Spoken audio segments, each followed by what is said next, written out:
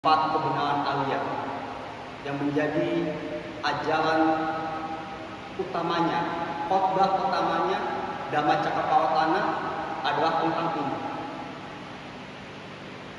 Jadi empat kebenaran Aliyah secara harfiah dia memiliki arti siapapun yang dapat memahami, menembus dan merealisasikan empat kebenaran, maka akan menjadi Aliyah. Atau dengan kata lain, Aliyah Pugala adalah mereka yang telah memahami, menembus dan merealisasikan empat kebenaran. Jadi secara prinsip inilah yang menjadi fokus dan orientasi untuk pencapaian kesucian.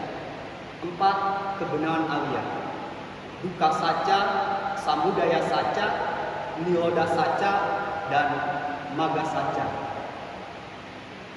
Jadi saya hanya menjelaskan secara garis besarnya aja.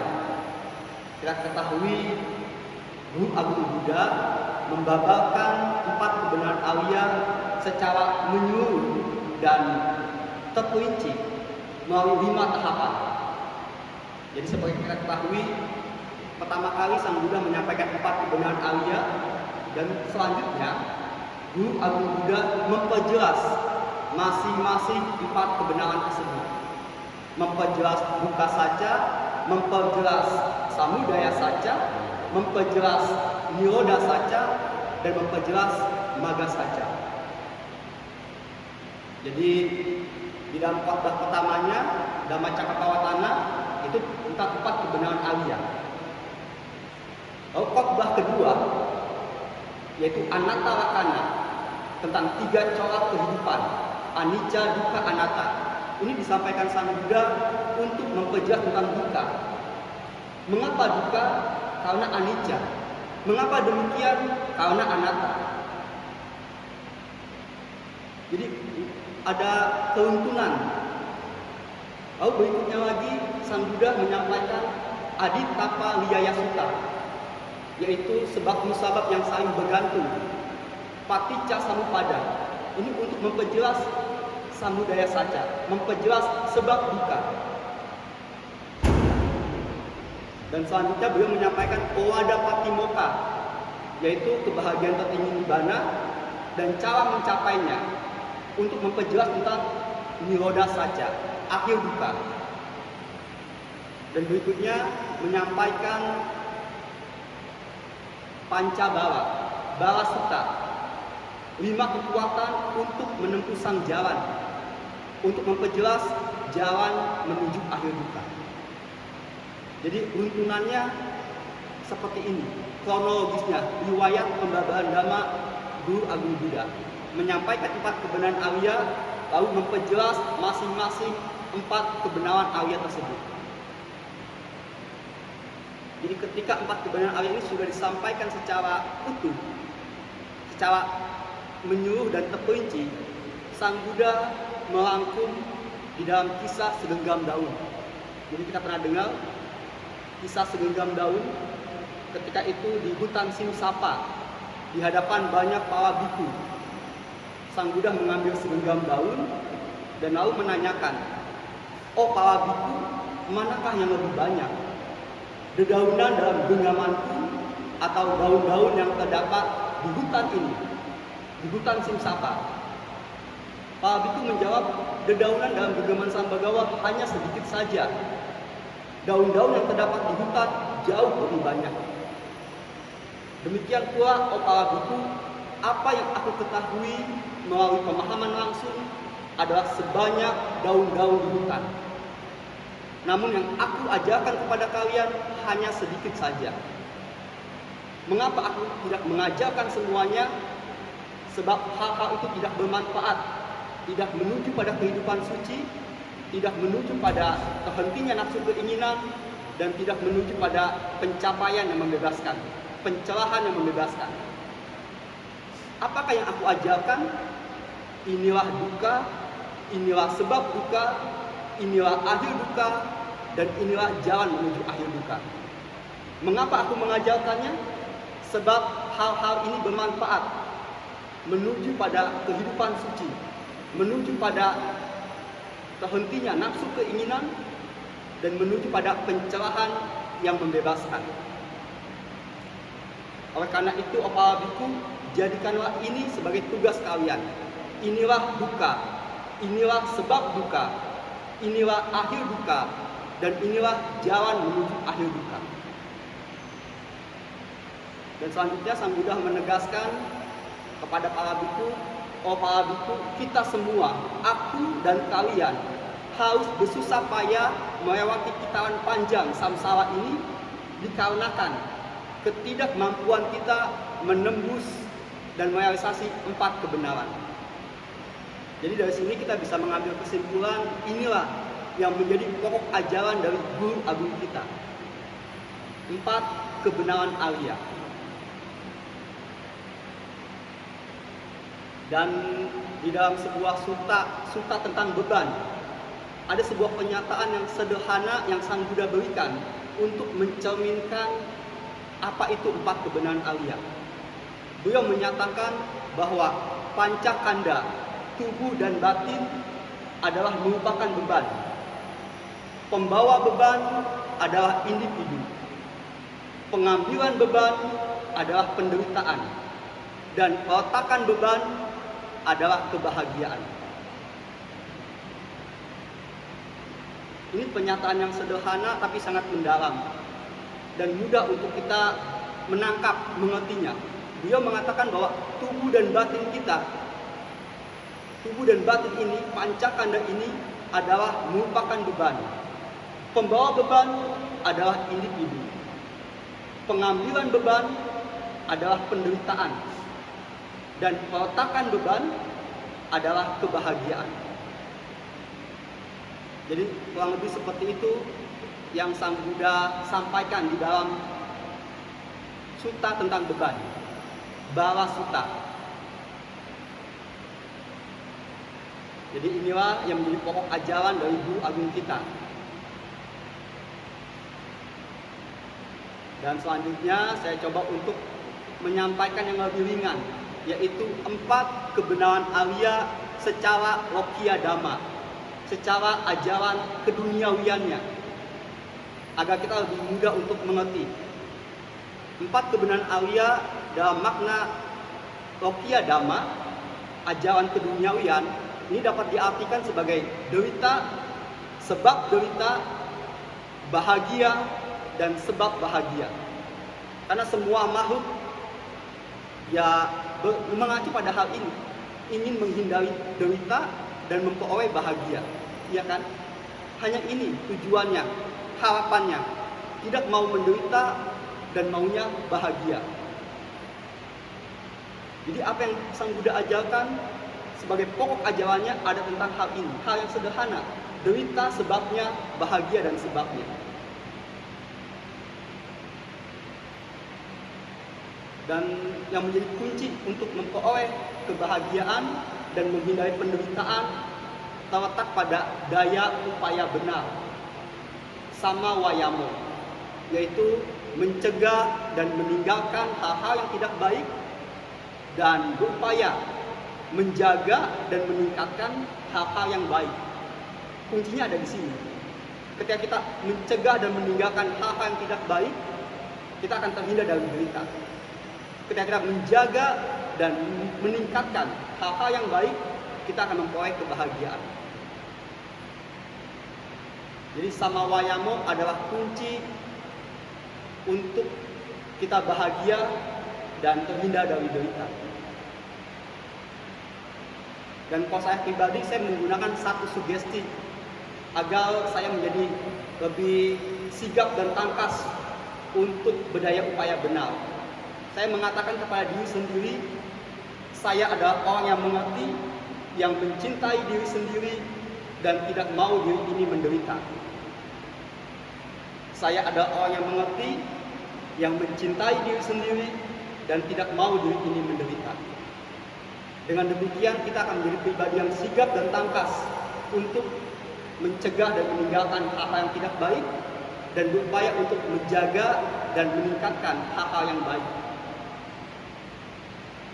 Sugesti ini saya dapatkan dari percakapan Sang Buddha dengan seorang biku.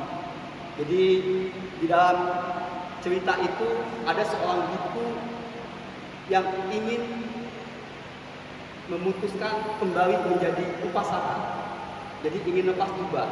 Lalu beliau mendatangi Sang Buddha dan menyampaikan maksud tujuannya. Sang Buddha menyayangkan dengan keinginan dari biku tersebut. Karena Sang Buddha melihat biku ini adalah orang yang terpelajar dan memiliki potensi untuk mencapai kesucian pada kehidupan ini. Lalu Sang Buddha bertanya kepada biku ini, ada percakapan antara Sang Buddha dengan biku ini. Apakah kamu sudah mengerti apa yang telah aku ajarkan? Iya Bante, saya sudah mengerti. Apakah kamu mencintai diri kamu sendiri? Ya Bante, saya mencintai diri saya sendiri. Lalu Sang Buddha kembali menanyakan, apakah kamu benar-benar mencintai diri kamu sendiri? Membuat si biku tersebut merenung sejenak. Sang Buddha bertanya, apakah saya mencintai diri sendiri? Apakah saya benar-benar mencintai diri sendiri? Sebelum biku itu menjawab, Sang Buddha berkata, jika kamu benar-benar mencintai diri kamu sendiri, tetaplah berjuang menjadi seorang biku untuk menyelesaikan penderitaan secara sempurna. Jadi dari percakapan itulah saya mengambil sebuah sugesti untuk diri kita masing-masing. Saya adalah orang yang mengerti, yang mencintai diri sendiri, dan tidak mau diri ini menderita. Sehingga kita menjadi pribadi yang sigap dan tangkas untuk meninggalkan, mencegah apa yang tidak baik, dan berupaya untuk menjaga dan meningkatkan apa yang baik. Berdaya upaya benar. Seperti itu. Jadi pada intinya, ya ketika kita hidup dalam kebaikan, kita akan terhindar dari derita dan memperoleh bahagia. Sang Buddha, guru agung kita, secara langsung memberikan dorongan semangat kepada kita semua untuk mengembangkan kebaikan. Di dalam Anguttara Nikaya kelompok 1 nomor 58 ada pernyataan Sang Buddha yang secara langsung memberikan seruan dorongan semangat kepada kita. Beliau mengatakan, kembangkan kebaikan. Kebaikan bisa dilakukan. Jika tidak bisa dilakukan, maka aku tidak akan mendorong kalian untuk melakukannya. Tapi karena bisa dilakukan, maka aku katakan kepada kalian, kembangkan kebaikan. Jika mengembangkan kebaikan membuat kalian rugi dan menderita, maka aku tidak akan mendorong kalian untuk melakukannya. Tapi karena kebaikan menyebabkan kesejahteraan dan kebahagiaan, maka aku katakan kepada kalian, kembangkan kebaikan. Ini pernyataan langsung dari Guru Agung Buddha agar kita mengembangkan kebaikan. Dan juga di dalam Anguttara, Sang Buddha menyampaikan manfaat-manfaat yang dapat diperoleh bagi seseorang yang mengembangkan kebaikan. Ada 5 manfaat.